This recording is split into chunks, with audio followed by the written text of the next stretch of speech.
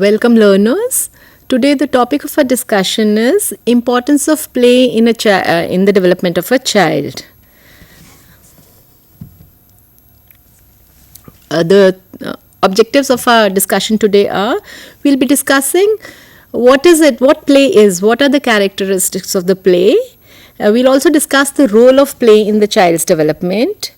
We'll look at can play be used to observe and understand children's development, and we'll discuss different kinds of play, and we'll also look at the factors that influence play. What is play? All children play. You will never be able to sit a group of children. It is very rare to see a group of children who are just sitting and not doing anything. It will be very rare. It will also be very surprising. Children are always playing. But what is it how do you define play? I'll give you 2-3 examples. So there's a child who sees there's a water pipe in the garden. The child picks up the pipe and the water is flowing with the pressure. Suddenly the child puts the finger in the pipe. As the child puts the finger in the pipe, the water then comes out into different directions. The child takes out the finger, repeats the same action again few times, and then puts the pipe down and runs away to play. Is this play? Is this interaction? Is this the way the child handled the pipe? Do you call it play? Or yes or no? Then there's this 5-month-old baby who's lying on the bed and is moving the hands and the feet. And in the process of moving the hands and the feet, the child holds the corner of the sheet, the bed sheet or the sheet, and the child is able to hold it and bring it to his or her mouth. And the mother's there, the mother takes the sheet out. The child puts the sheet in. Is that play? And say 8 years old running around trying to catch another child, and then 2 children catch one child and they create a little chain, and then the 3 children run and try to catch other children. I think we all agree that all these are play. All these are different types of play. And yet if it comes to discussing what are some of the characteristics of play, we start thinking, what is it? What are the things? What are the parameters of an activity that we can say that this is play? Let's discuss some of these. The first is play is fun. It is not something that's like a burden, and it's not work. So for a carpenter who's earning money by doing woodwork, that's work for him. But when a child as a hobby picks up carpentry and is creating something, that's play for the child. Similarly, when it comes to say coins, when children are being given coins in the classroom and they're being asked to add and how many coins are there, how many rupees does it form, then it becomes more of a work. But when children are playing a role play whereby they've created a market scene and they're buying vegetables and selling vegetables and using coins, then it becomes play. So a very, very important criteria for play is play has to be fun, something that you enjoy, something that the child enjoys. Then play is enjoyable for its own sake. You don't need a reward. We do tend to tell our children, finish your homework and then you can play. So that's play is because we know that the children enjoy play. And you don't have to say, if you do this, I'll give you this. You never have to say, please play and then you will get this, you get a chocolate. Play is a reward for itself. Children enjoy it. It gives satisfaction to children. So an activity that the children enjoy without any expectation, without any reward, that is play. Activity in which participation is spontaneous, it's quick and of child's will. This is a very important criteria. We cannot tell the child what to play. If we tell that, then it becomes a kind of a structured activity. When it's a play by the child decides what to play, with what stuff to play, how long to play, when to stop. So it's not forced and the child enjoys it. And the next is children take their play very seriously. For us, it's just 2 children sitting and playing, whatever. They've empty cartons of something, a toothpaste or some other grocery that has come, and the cartons are empty. They're playing. But for the child, this is serious play.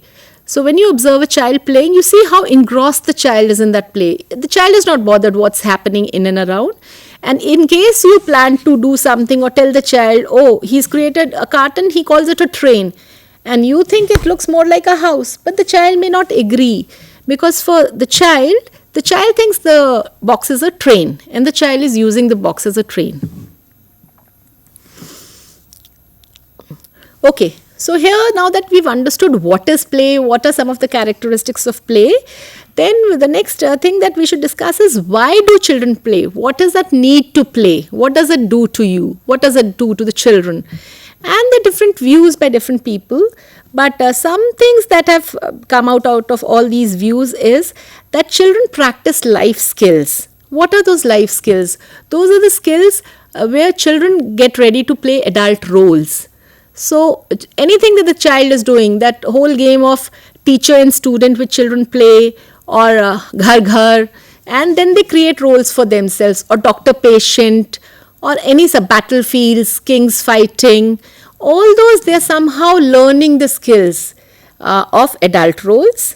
Also, another reason why children play is they're expending energy. A lot of energy children have, and this is a very, very constructive way of using that energy. Then relaxation. Play also helps children to relax, which is important. And another theory that's given is that play helps children to escape. Now, escape from what? They say every day there's so many adults, and in a hierarchy, adults are always more powerful than children in many ways. Consciously or unconsciously, they may say things or may do things that may stress the child, or the child may not like it. There's no way the child can answer back. Then there's no way that the child can do that. Tell the parent that you're wrong, or I didn't like what you said. But through play, the child is able to escape that everyday routine. So something like, okay, and then children learn through play. All kinds of development. We look at the role of development in role of play in development. Children learn through play, and especially if we've seen children who have been in institutions. By institutions we mean children who stay in places. They're not staying with their parents, but they're staying in a place, an orphanage or another institute for children who are big.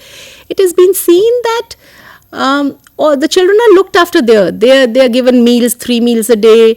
The clothes are being changed. All that other medical services are there. Doctors come and treat them, check up, immunization. Everything is there. But somehow what has been seen that because the adult-child ratio, there's one adult and there are many children. And the caregivers are working in shifts, 24-hour shifts, so 8 hours. So the caregiver also keeps changing. It has been found that somehow because of the institutional atmosphere and the play, there's not enough of play that's happening in these institutions.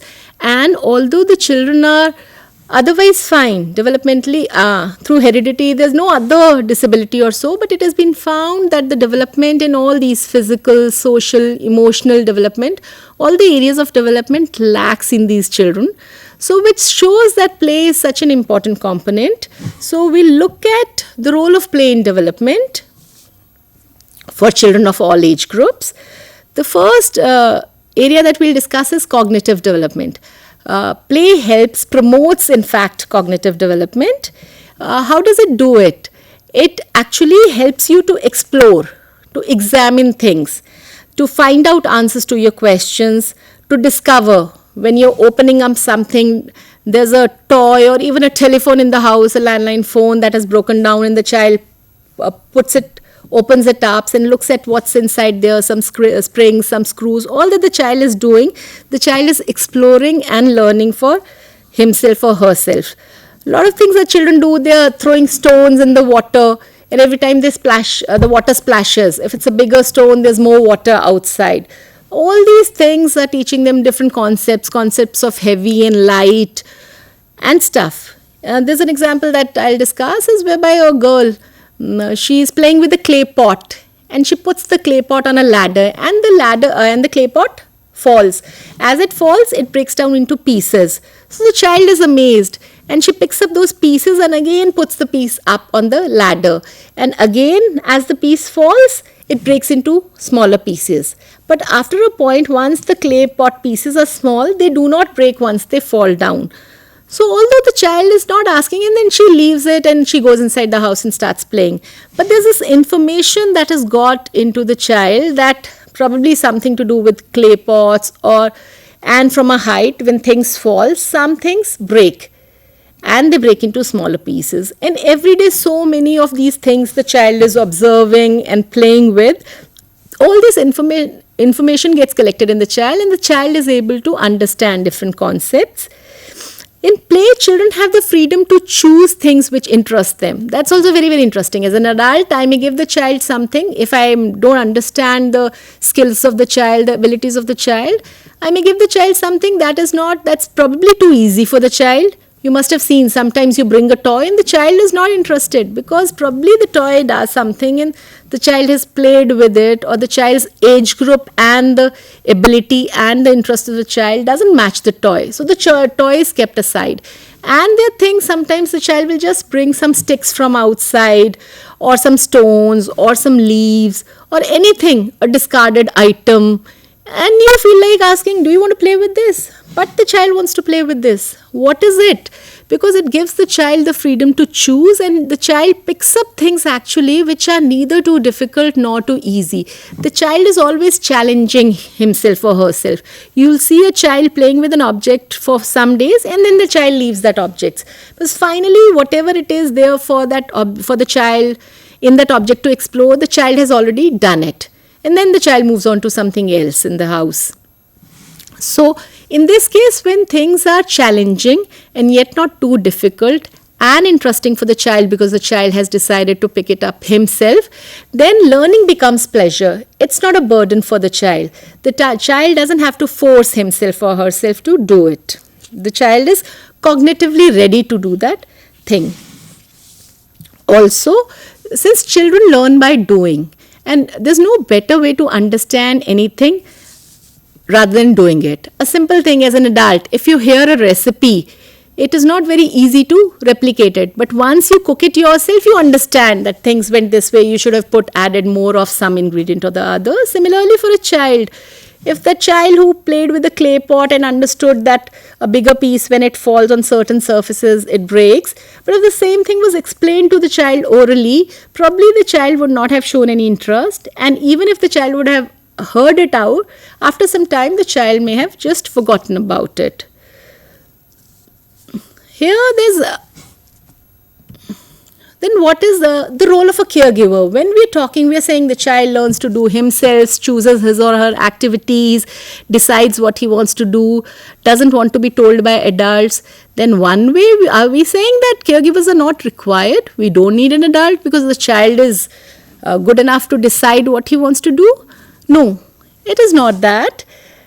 Yes, children learn themselves, but there's the caregivers, the teachers, the parents, the adults around the child can play a very important role in helping the child's development. So how do they do this?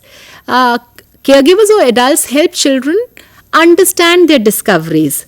So in case of this girl with the clay pot who was playing with the pot, if the parent or the teacher or the adult who is around can actually talk about it a little more. So whatever the child has, one can ask questions. Why is it that the small piece is not breaking more? Or have we tried throwing it from a much higher place? What happens then? What about if we change the surface where it falls? So if a piece falls on grass or mud, or if it falls on concrete, is there a difference?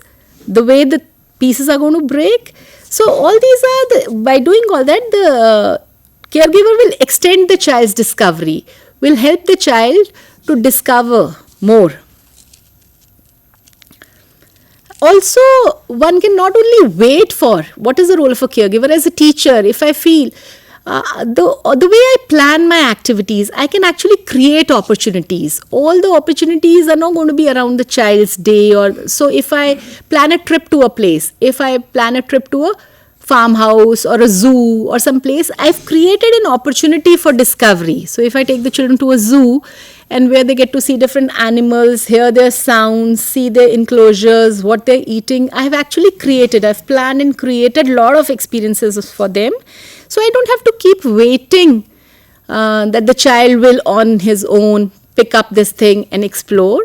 Children do that all the time. And yet when they are with the caregiver, so you can plan things. Something like a water play.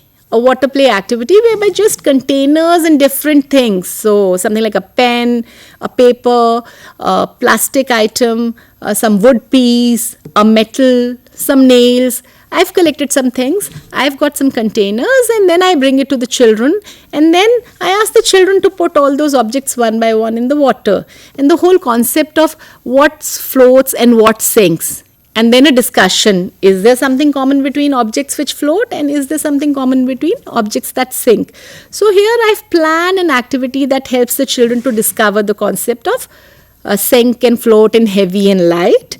So all these will also lead to discovery, and the caregiver can play a very important role in helping the child. In fact, all concepts can be taught through play. Play is the best medium for children to learn all concepts, whether it's colors, shapes, it's about the seasons, it's about the festivals. Anything that the child has to be taught can be taught through play. We just need a very creative caregiver who is trained and understands how to plan activities. Since we say play promotes cognitive development, it also promotes imagination and creativity. Children imagine what it is. If in play, generally they are acting role plays, they are acting as if they are someone else. So those times they are learning the appropriate behavior.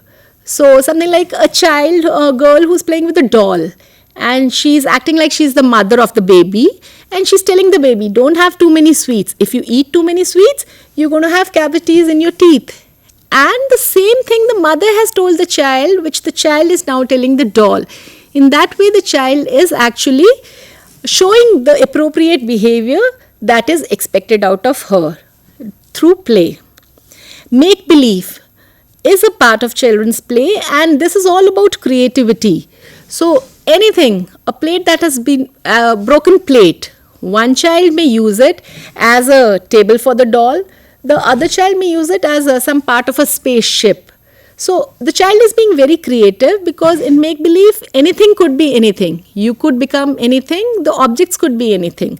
So a pen can become a rocket when it comes to pretend play. Play also provides a flexible situation. So when there's a lot of flexibility, there's scope for creativity. So matchboxes, lot of matchboxes lined together, they can become a train for the child. All the imagination is nurtured by play, and it helps the child to deal with the day-to-day situations. Then play also promotes physical and motor development. All the opportunities that the children get in the house, in the preschool, in other places, these are all the activities somehow promote physical and motor development. Even a 4-month baby, and the mother shows a rattle, and the rattle moves, and the child looks at it, and the child wants to take the rattle. The child is at a little distance, probably lying on the bed, and the mother is sitting on the next side. So what the child has to now roll over. So a 4-month baby is trying to roll over, and in that process, the child is exercising his or her motor abilities. So, gross motor, everything from jumping to running to hopping to walking on the bricks. All these plays that involve such activities are plays that enhance the gross motor skills of the child. Similarly, anything to do with hands that the children are doing, whether they are playing with clay or sand or leaves, or they are trying to put things together, blocks are being put as a tower, all that enhances the fine motor skills. So physical and motor development are always integral to play. Then play also helps in acquiring language. Playful interactions with caregivers. There's a lot of opportunity in play to speak. So hear language, speak language. When you're working with your friends, you want some material, you say, okay, let's make this, chal ye banate hain, tower banate hain, bahar chalte hain. All that the child is continuously speaking and hearing, that helps in language. Also, in language, the child is also helped in all these play activities for his pre-reading and pre-writing skills. All these are learned through play. There's a lot of this thing about schools, the child has to read and write. So some schools, preschools actually tend to, or even parents tend to force the child to write, a 3-year-old to write alphabets and numbers. Absolutely not required. All the play that the child is doing, when the child is playing with some circular things, big and small, The child knows if it's a red circle and it's a small green circle, they are both circles. The same thing the child is going to apply when the child sees an alphabet, a capital and a small, somewhere in the book later. All the activities, all the shapes that the child is collecting, all the sticks that the child is correcting, the small and the big, all those help the child later to recognize alphabets, numbers, or to write, or to put those alphabets within lines. So all these are actually pre-reading, all the segregation of leaves, stones, big, small, all these are pre-reading and pre-writing skills that the child is learning through play. The child doesn't have to be asked to do what the child is required, say when the child is 6 or 7 years old, to be done at 3 years old. It helps. All the language, all the pre-reading, the pre-writing skills are there in play. Play also helps in fine motor development, which is required for writing. So all the puzzle pieces that the child puts in, all the eye-hand coordination things, all the beads that are put in a string, or all the things that the child lines up on a table together, one car, another car, all back to back, all that is a very good example of fine motor development, which actually the child can use later as the child grows in writing. Play also helps children to be social, the social development part of development.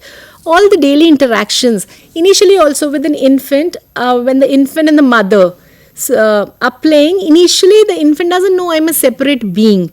But as the infant grows and he does something, even when he makes a little sound, sounds of some babbling, some cooing, or baba baba ba, those sounds, and there's an adult passing by, and the adult looks at the baby and says, "Oh, you calling me? What are you doing? You want something?" That kind of, so the infant realizes that I am separate from somebody. I'm an entity. I'm an individual, and I can have an impact on the objects and my environment. During play, the infant begins to understand the effect she or he has on the people and the objects in the environment. So the infant, you give the infant a ball, a 6 months baby, the baby throws the ball and the ball goes down. So I know I can make things move, squeeze the toys, put them in the mouth, all those I can do. And all this exploration gives the child confidence, a feeling of independence. And as the child grows, a 1 year old, a 2 year old, they want to do everything themselves. That feeling of independence helps the child to be much more social, to interact with others.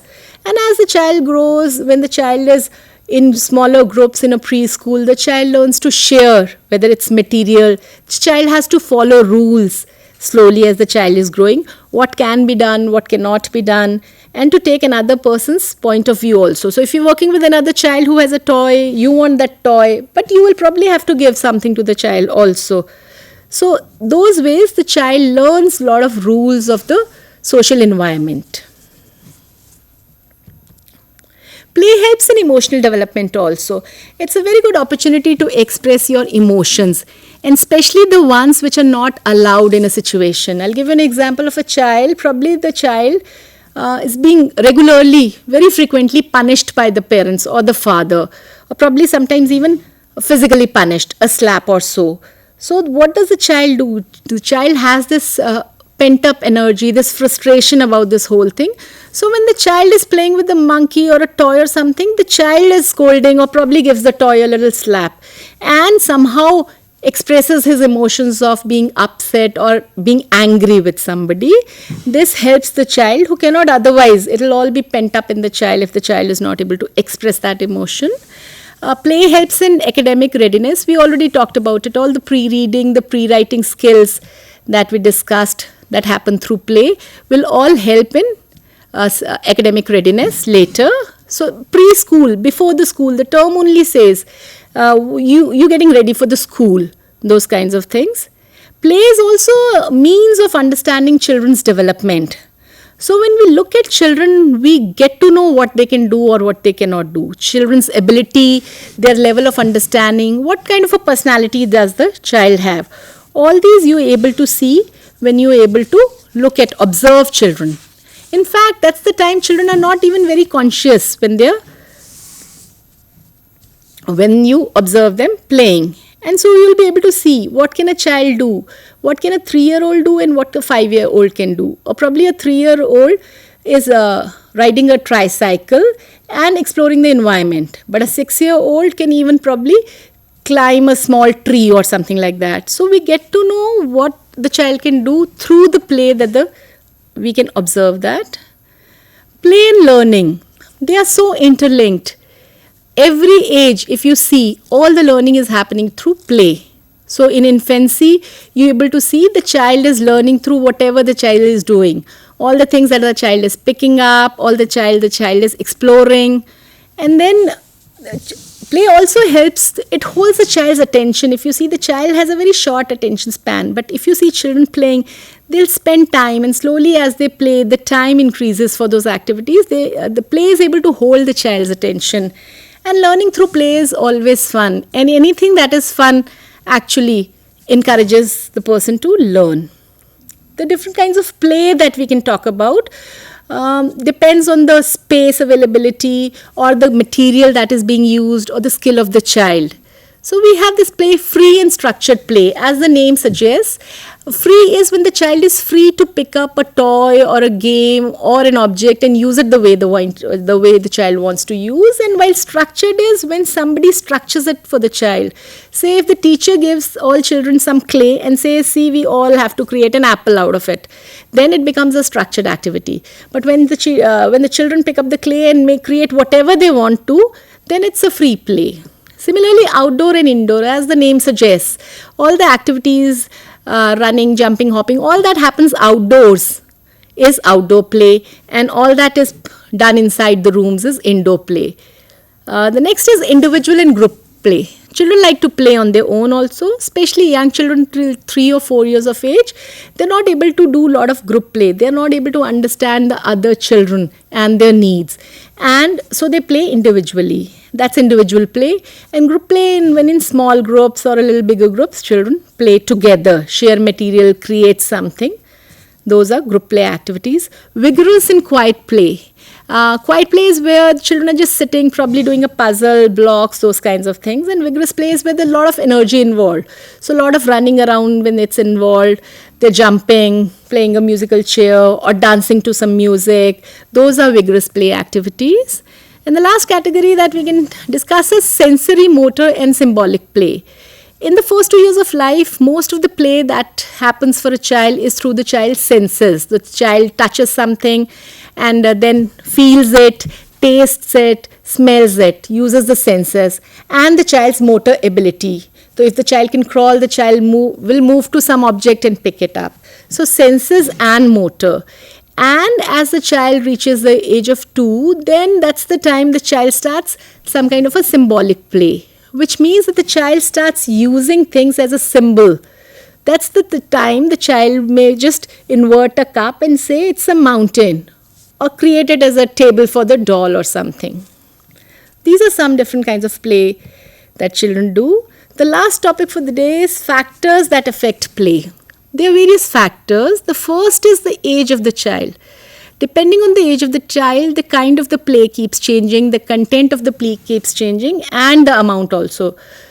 So the same toy, if you see, is being used by different children in different ways. So while a 3-year-old may just talk to the doll or keep the doll, a 6-year-old girl, when is playing with the doll, will maybe decorate the doll a little more, change the dresses more, or talk to the doll about other things.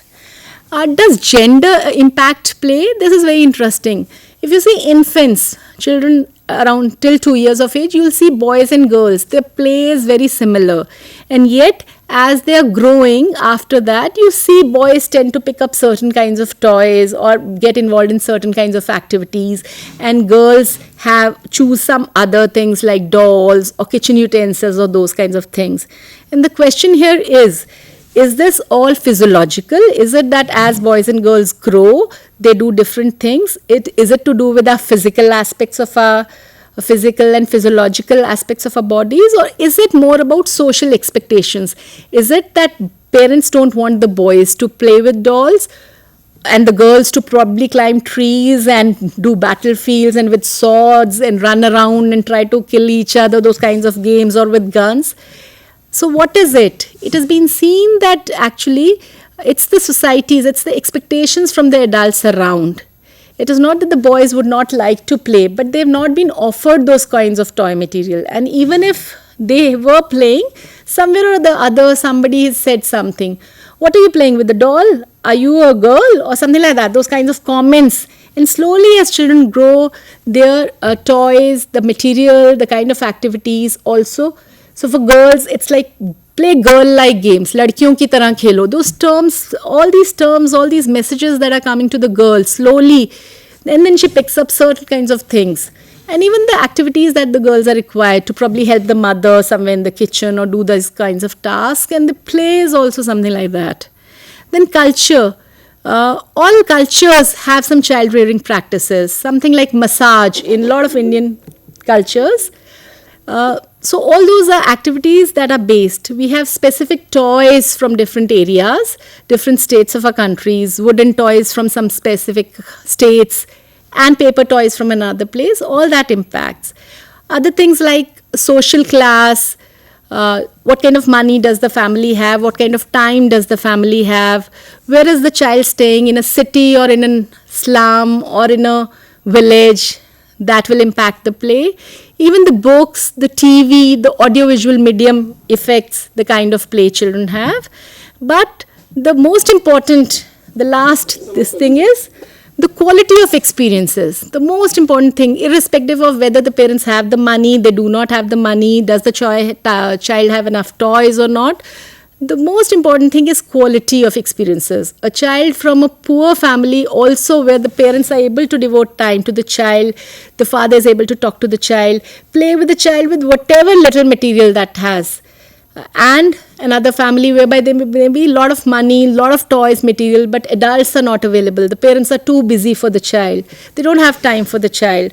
In this case, probably the child in the family, in a poor family, has better opportunities for development. With that, we wind up this unit. And any questions that you want to ask, you're welcome to call and seek clarifications on anything that you have in mind.